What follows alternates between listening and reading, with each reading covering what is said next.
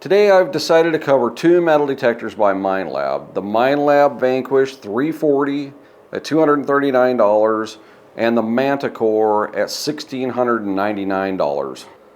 I've been metal detecting for over 40 years now. And in the last 40 years, I'll have to admit, I've made some pretty nice finds.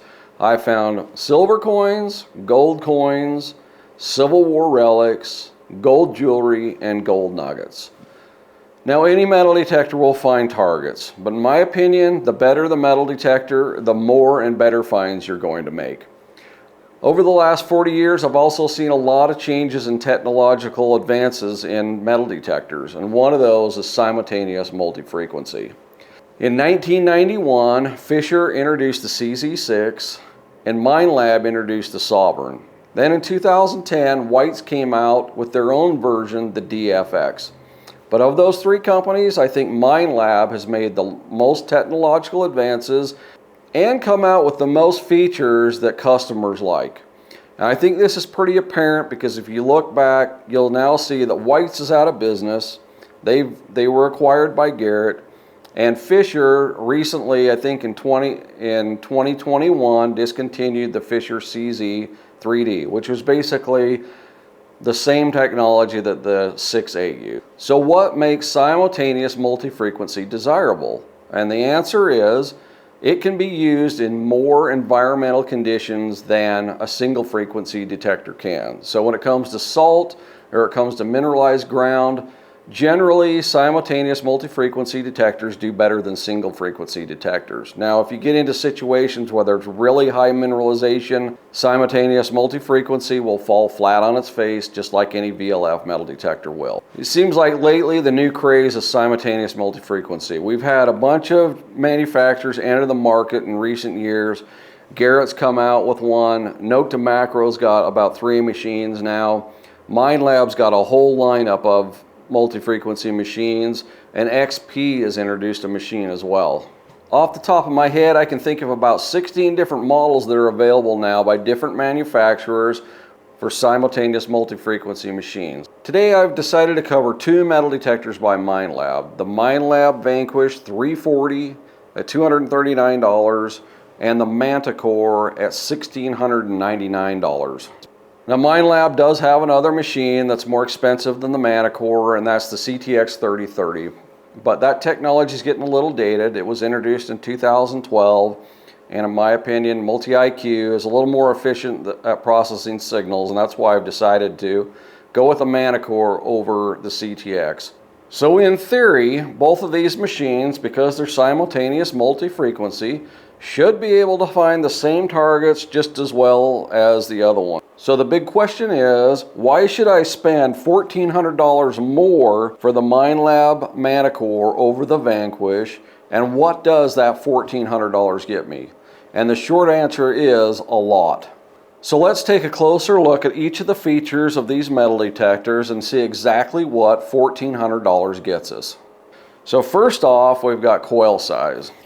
Stock coil size on the Vanquish 340 is the V10, which is a 7x10 elliptical coil. On the Minelab Manticore, we've got an 11-inch round.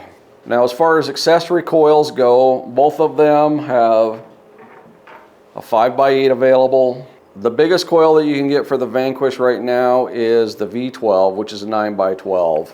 The biggest coil that you can get for the Manticore is the M15, which is a 12x15. And now from there, we're going to look at the modes that are available on each one. So on the Vanquish, we've got coin, jewelry, and all metal. On the Minelab Manticore, we've got 5 all-terrain modes, 4 beach modes, and a gold mode. So on the Minelab Vanquish, volume levels we have 3. On the Manticore, we have 25. Sensitivity levels on the Vanquish, we have 4. And on the Manticore we have 35. Both the Manticore and the Vanquish have adjustable shafts.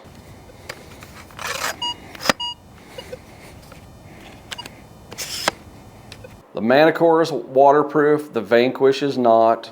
The Manticore has internal rechargeable batteries, the Vanquish does not. The Manticore has wireless headphone capabilities, the Vanquish does not. There's a jack on the back of the unit where you have to plug headphones in. The Vanquish does not have ground balance feature, it's fixed, whereas the Manticore has 3 different types. You've got automatic, you've got manual, and you've got tracking.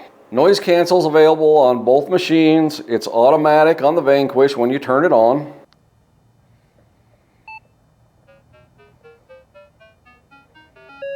The Manticore has 3 different ways that you can noise cancel it. One is automatic continuously until it finds the right channel, then you can let up, and one's manually. The Vanquish is a 3-tone machine, and where those tones break, there's nothing you can do to change them.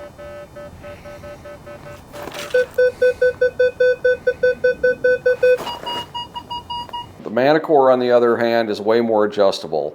And it's got 1 tone, 2 tones, 5 tones, and all tones, and within those you can adjust where the different breaks are, what the volume is of each of those breaks, what the pitches of those breaks. So it's a lot more adjustable than the Vanquish is in that regard. So as far as iron bias goes, the Vanquish 340 is stuck on a high iron bias setting, so it's going to knock out most of your iron.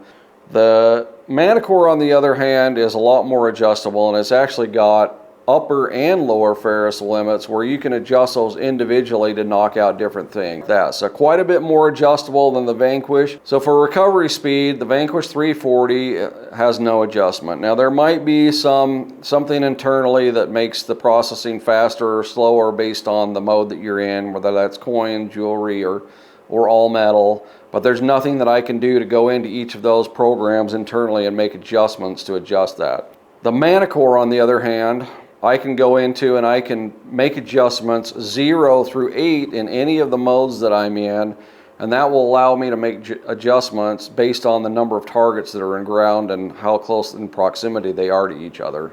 The depth gauge, each of them has a depth gauge. The Vanquish has 4 levels. The Manticore has 6 levels. Target ID, the scale of target ID on the Vanquish 340 is -9 through 40. On the Manticore, it's -99 to +99. Okay, discrimination patterns or notching ability. So the Vanquish 340 has 3 basic discrimination patterns. You've got all metal, which accepts everything. You've got jewelry that has certain things notched out, and you have coin that has certain things notched out. You can't change those. Those are fixed. The Manticore, on the other hand, is a lot more adjustable. It's almost unlimited the amount of things that you can do with the Manticore as far as discrimination patterns, notching out targets, making targets sound different tones, different pitches, different variations in the tone and things like that. So way more adjustable. So as far as tone options go on the detectors, the Vanquish 340 is fixed. It's basically broken down into 3 segments, and you've got a low tone for iron, a mid tone for mid conductors, and a high tone for high conductors. And you can't change the way the detector sounds. The Manticore, on the other hand, has got multiple options for audio. You've got enhanced, you've got prospecting, you've got normal, and you've got depth. So within each of those audio themes, with the exception of prospecting, we can go in and we can change the profile. And under the profile, we've got 3 different choices. We've got simple, medium, and rich. Now what simple does is regardless of the depth of the target, the audio is going to remain the same. There's not going to be any modulation. If you go to medium, there's going to be more modulation than simple. And if you go to rich, that's going to give you the most modulation. So a deep target's going to sound soft, and a shallow target's going to sound loud. Okay, battery runtime on those. The Manticore is about 8 hours. The Vanquish is about 10 hours. So some other features that the Manticore has available that are not available on the Vanquish 340 are single frequency operations. So Vanquish 340 is stuck in multi, whereas in the Manticore I can get out of multi and I can go 5, 10, 15, 20, or 40 kilohertz and operate in single frequency. The Manticore has a flashlight, whereas the Vanquish doesn't. Manticore has a backlit screen and keypad, whereas the Vanquish doesn't. I have the option to use vibration on the Manticore, like if I'm in water and I want the handle to vibrate where hearing might not be as good, or for someone that is hearing impaired. Vanquish does not have that option. So the other big thing on the Manticore is target trace. Now that's an extra feature that you can use in conjunction with audio and the target ID that can give you some more information on whether or not you want to dig or not dig a target. So that's a really nice feature, and it can be really useful. All right, now that we've compared the features between each of these machines, the big question is how do they compare in the field? And the big question that everyone always has is which one's the deepest and which one separates the best. Now, I'm not going to go outside and do any tests and show you anything in a test garden or anything like that, because I can tell you with almost 100% of surety that the Manticore is going to beat the Vanquish in both of these scenarios, and there's a couple reasons why. So first off, depth. The Manticore comes with a bigger stock coil than the Vanquish does. And even if I were to throw the bigger coil on the Vanquish, which is a 9x12, I've still got an 11-inch coil with adjustability within the Manticore that's going to make it naturally deeper. I've got ground balance ability. I can adjust my recovery speed, Ferris limit adjustments that I can make, and I've also got multiple all-terrain or beach programs that I can use that will optimize depth for me in certain scenarios. Now, in a low mineral setting, the Vanquish may be almost neck and neck with the Manticore, but in virtually any other situations, I'm almost 100% sure the Manticore is going to do better. And then the other thing is separation. So again, the Manticore is going to have the edge over the 340 just because of the adjustments that are available on the Manticore. Even though the Vanquish has a smaller stock coil, the Manticore with its 11-inch coil is going to separate better than the Vanquish, simply because I can adjust the recovery speed. And I've got multiple programs or modes available in there where some of them are optimized for recovery or speed. So based on all that information, which one should you buy? Now, I think that all depends on where you're going to use it and how experienced of a user you are. If you're a beginner and you're just getting into this hobby, I wouldn't recommend getting the Manticore. I think it's too much for a beginner to try to learn. You're going to get overwhelmed. You're going to go out in the field. You're not going to know if you have the right adjustments, and I think you're just going to get frustrated. If you go into the Manticore and you start making adjustments to stock programs that you don't know anything about, or you go to an area and you don't know which program to use, it's just going to be nothing but frustration. The Vanquish is going to be a far better machine for you to get.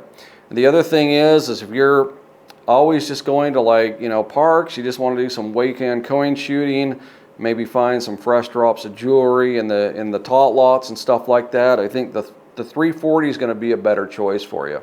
If you're a more advanced user and you use your detector in multiple areas, looking for multiple items, I mean, you gold hunt, you relic hunt, you go to the beach, you like parks and all those things, the Manticore is going to be a better machine for you. The fact that it's got all the modes that cover those things, it's waterproof, it's got wireless headphones, it's got rechargeable batteries, it's got fine-tuning adjustments you can make in each one of the modes that are going to make it better in these certain scenarios. That's something that you're going to want to consider, and I would suggest going with the Manticore. So in this video, we've taken an in-depth look at each of these metal detectors and the features and performance that's available on a $239 metal detector versus a $1,500 99 metal detector. I hope to see you all on the next video, and thanks for watching.